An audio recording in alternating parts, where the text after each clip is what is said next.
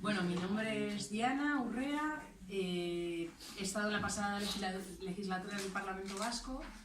he sido la mujer más joven de la historia del Parlamento Vasco y también la primera nacida fuera de las fronteras de la comunidad autónoma vasca, ¿no? Algo completamente simbólico para lo que se puede ver en una institución que ya de por sí las instituciones son profundamente anacrónicas, profundamente paternalistas, y cuando entras en una institución como mujer, feminista, joven y además migrante, pues es como todo un espectáculo. No os digo más, que literalmente así fue prácticamente la titulación del Correo el primer día, porque como yo era la más joven del Parlamento, tenía que presidir la mesa, digamos, temporal, hasta que la nueva mesa del Parlamento pues cogiera posesión, ¿no? Y entonces el titular del Correo era risas y buen rollo de forma tropical en el Parlamento Vasco. Y claro, y además es que la ignorancia era tan atrevida que empezaban a hablar de la forma en la que yo pronunciaba los apellidos, los deseos y demás. Y como ejemplo ponían apellidos vascos, que los apellidos vascos ponían, en vez de decir Urizar, decía Urizar. Apellidos vascos que en euskera no los pronunciamos, o hay determinadas pronunciaciones en Guipúzcoa, etcétera, etcétera, pero en general, yo para hablar en euskera de un nombre y un apellido no lo pronuncio. Con lo cual fue, bueno, pues evidentemente una carta al director de lo que estaba pasando, pero además aludiendo a la ignorancia tan atrevida encima de intentar ridiculizar con argumentos estúpidos, ¿no?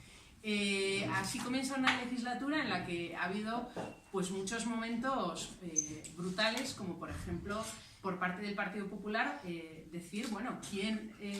¿cómo se le ocurre a usted a venir a la comunidad autónoma que a usted le ha acogido a esta Cámara a decirnos semejantes burradas, ¿no? Por supuesto, con carta a la mesa de reprobación, solicitando una reprobación por parte de un racista directamente, ¿no? Pero yo creo que es una situación que tiene una partida doble. Por una parte entras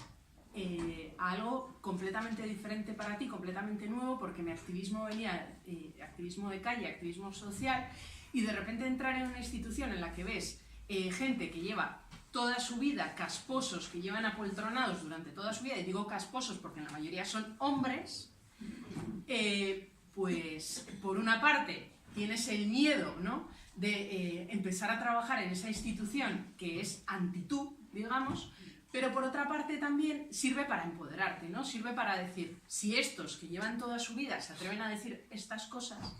¿por qué no lo vas a hacer tú, que crees en ello, que tienes determinadas convicciones y que además, bueno, pues tienes unos ideales? Es verdad que luego vas viendo que la propia dinámica parlamentaria o la propia dinámica institucional es perversa en sí misma y te hace ver como un lado negativo de la política, ¿no? Pero yo creo que entrando desde una experiencia personal de hija de familia migrante, yo nací en Colombia, en Armenia, en la zona cafetera, vine con 10 años con mis padres, vinimos a vivir a Euskal Herria con 10 años. También es verdad que mi familia, mi madre y mi padre, pues siempre han tenido, desde Colombia ya tenían una conciencia política bastante activa, sobre todo desde el sindicalismo, y venían y ya tenían, digamos, una predisposición también en casa para seguir trabajando, digamos, en dinámicas políticas desde la perspectiva de lo que podíamos conocer de este país, de un país que desde fuera nos lo habían pintado de una manera, como viene siendo natural, lo mismo que se puede pintar Colombia de una manera, etcétera, etcétera, pero que luego, una vez que lo conoces, te apasiona y empiezas a desentrañar todo lo que hay en la vida política. Claro, al que le interesa, digamos, estas cuestiones, ¿no? Por supuesto. Mi familia, yo llegué a un centro escolar en Munguía y desde el primer momento, con 10 años, fui exenta de euskera. O sea, ¿cómo puede ser que una cría con 10 años sea exenta de euskera, que le digan a tu familia que lo mejor es que haga un modelo en castellano porque va a ser la mejor manera de que se integre tu hija? Bueno, que la palabra integración da para mucho, porque yo no tengo que integrarme en ningún sitio. Pero como se utilizan esos términos, en esos términos hablando, te dicen, entonces claro, mi familia dice, jo, pues pues si con 10 años va a tener problemas de adaptación al medio, pues que vaya a modelo A. Pero afortunadamente, y quiero enlazarlo con algo que me parece muy importante, afortunadamente ellos vieron que el idioma es un motor muy importante de la cultura y que es un motor de transformación social. Y dijeron, pues aunque no lo haga en la propia escuela, vamos a apuntarnos con ella a un euskaltegi, vamos a empezar a hablar, vamos a empezar a trabajar ese tipo de cuestiones, ¿no? O sea, yo creo que también es una reflexión importante también del tipo de familia y el tipo de pensamiento que se tiene, ¿no? Porque yo creo que desde un principio, desde un primer momento, vieron, por una parte se lo tomaron como una posibilidad muy grande de explorar otro sitio y de compartir otras vivencias, y por otra parte también adentrarse, digamos, en lo más profundo de la cultura de un lugar, ¿no? Entonces yo creo que fue una experiencia desde ese punto de vista muy positiva, y es verdad también que, claro, ellos, pues al fin y al cabo, gente mayor. Mi madre trabajó como trabajadora del hogar durante muchísimos años, también con una experiencia que marca, con una experiencia que deja unas huellas y que también transmite, y en ese sentido, pues mucha conciencia política también de la situación de las trabajadoras del hogar, de la situación de explotación y sistemática que padecen, que en el caso de mi madre no fue tal, pero sí alrededor, el entorno y el contexto en el que ella se movía, que era una situación de violencia institucional, laboral, simbólica, de manera sistemática, ¿no? Mi padre trabajaba, pues bueno, en las cuestiones que iban saliendo. Digamos que llegamos en esa época de bonanza, por decirlo de alguna manera, en la que la gente nacida en estas tierras veía muy bien que las personas migrantes trabajaran en aquellos trabajos que no querían y que no les convenía en ese momento, pues llevarlos a cabo ellas mismas, ¿no? En ese momento en el que había incluso una perspectiva positiva de aquellas personas que vienen de fuera, porque nos facilitan la emancipación, y mientras nosotros nos estamos realizando, pues estas personas están en nuestras casas cuidando, ojo, con cuidados reproductivos, trabajos reproductivos y de cuidados que son fundamentales para el sostenimiento de la vida y del planeta, y que estaban llevados a cabo y que siguen estando llevados a cabo en su mayoría por personas migrantes, pero así a referencia en el sentido de que ahora ya, cuando hay una época, una situación de una crisis civilizatoria global de múltiples dimensiones, es ahora cuando surgen, además de diferentes populismos por ideologías, por determinadas cuestiones, también surgen esos planteamientos que conocemos todas y todos, ¿no? De robar el trabajo, de hacer, no tenemos trabajo pero tienen otras, etcétera, etcétera, ¿no? Todo está muy ligado. Nosotros llegamos en esa época en la que casi que eras bienvenida, y había, bueno, sobre todo para las mujeres, en el sector doméstico, mi madre nunca tuvo una falta de trabajo, porque siempre había alguien para cuidar, una casa para limpiar, y por parte de mi padre, pues en la construcción, jardinería, pintura, cualquier cosa que sirviera en cualquier lugar, ¿no?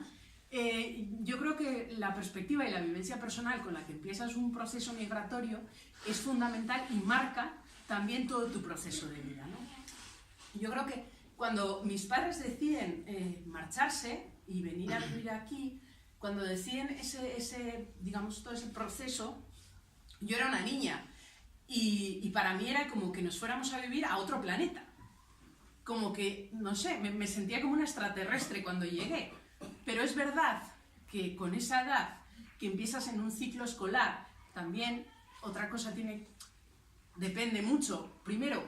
cómo seas tú, cuáles son tus caracteres, y por otra parte también, qué tipo de personas, con qué tipo de gente te vas encontrando por el camino, ¿no? Y en ese momento es verdad que tuve muchísima suerte de encontrarme con gente muy bonita, que me ayudó a ser de esos primeros momentos en el centro escolar, digamos, que de una manera muy amena, de una manera pues muy favorable, que me sintiera muy, bueno, pues como más allegada al sitio en el que estaba, pues es verdad que tuvo una influencia muy importante, ¿no? Con mis padres, claro, como os digo, pues tenían trabajos precarios, y por tanto, pues la situación en casa era precaria. Cuando llegamos vivíamos todos en una habitación, como conocemos todos, ¿no? No os estoy contando una realidad que todas las personas migrantes refugiadas, todas las personas que han salido por motivos forzosos, económicos, sociales, políticos, etcétera, que no hayan vivido, ¿no? vivíamos en una habitación, luego conseguimos irnos de alquiler toda la familia y pues todo esto con mucho esfuerzo. Yo con 14 años empecé a trabajar en casa de una familia de señores mayores para ayudar un poco a mis padres porque la situación económica era complicada, siempre entendiendo, y esto ha sido una perspectiva personal también, pues entendiendo que para mí el estudio era algo muy importante y era la forma que tenía también de devolver a mi familia todas las oportunidades que me estaba dando, que posiblemente no las iba a tener en mi país de origen. Y luego ya empecé a trabajar en una pastelería los fines de semana para pagarme los estudios, siempre intentando pues, evitar que pues, generarles un cargo adicional. Y en la cuestión, o sea, siempre teníamos la cuestión política muy presente, siempre teníamos, digamos, una visión de la importancia que tiene la política, porque la política es toda nuestra vida. O sea, lo personal es lo político, que es lo que se dice en el primero de máster de feminismo, ¿no? Lo personal es lo político, y efectivamente era así, y cómo lo vivíamos además desde unas perspectivas, digamos, trazadas por un ciclo migratorio, por una perspectiva concreta, por un lugar en particular, etcétera, etcétera, ¿no? Y por tanto, pues digamos que con esas incertidumbres, pero también con esas perspectivas de lo que podía ser, pues empecé a militar bueno, en diferentes espacios de activismo. Sobre todo para mí el activismo feminista y el internacionalista para mí eran claves, y yo creo que además o sea, están completamente cruzados, ¿no? Y por tanto empecé a militar ahí. A partir de ahí pues encontré Alternativa, que para mí era una organización que reunía aquellas cosas que yo, digamos, la perspectiva de lo que yo quería, podía encontrarlo allí. Empecé a militar en esos ámbitos en Alternativa, y bueno, pues coincidió además durante todo este proceso que bueno, pues surge la coalición de H. Bildu, y deciden hacer una apuesta importante por dar voz a una persona migrante, precisamente por dar voz a una persona que desde una perspectiva personal podía hacer una aportación adicional a lo que cualquier persona, por mucho que tuviese empatía, no iba a sentir porque no estaba pasando en sus propias carnes, ¿no? Y yo creo que eso es muy importante, porque muchas veces hablamos de le entiendo un montón y tal. Por mucho que tengas empatía con una persona, nunca va a ser esa persona, porque la vivencia es personal. Y por tanto, la oportunidad hay que dársela a esas personas. No hay que intentar utilizar sus vivencias para trabajar con ello. Yo creo que ahí y esto además es una cuestión política, y es una cuestión de voluntad política, el que decidas hacer políticas de migración, por ejemplo, políticas migratorias, teniendo en cuenta tu vivencia personal a determinados niveles de empatía o de trabajo conjunto. Yo creo que eso es,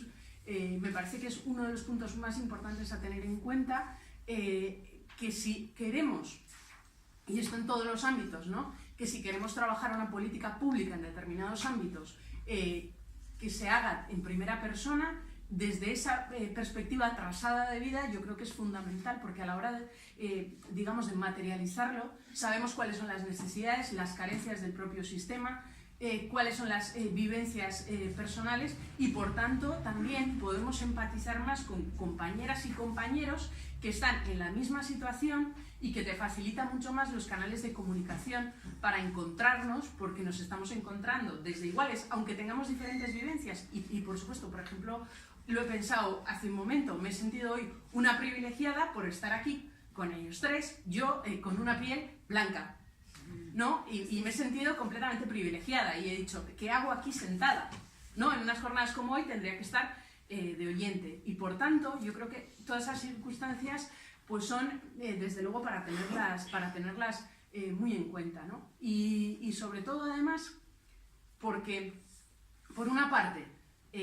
da la posibilidad de que se vea que se puede avanzar, que se puede llegar a otros espacios, que podemos conseguir, digamos, abrirnos en determinados ámbitos, pero también además porque yo creo que las políticas públicas con la población migrante siempre están hechas para que se mantengan ahí, en la periferia, para que cumplan,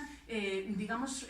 con sus necesidades básicas y vitales, pero que se mantengan ahí, que no entren y que no permeen en otros ámbitos de la sociedad, ¿no? Y romper con toda esta dinámica también es de alguna manera dar una bofetada a aquellos que de manera sistemática durante muchísimos años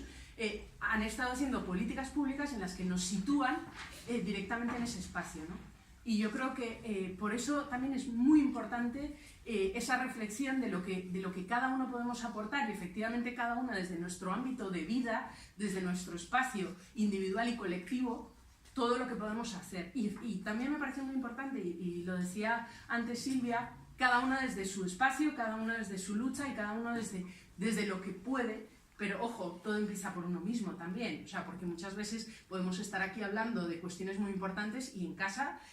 pues ser unas machistas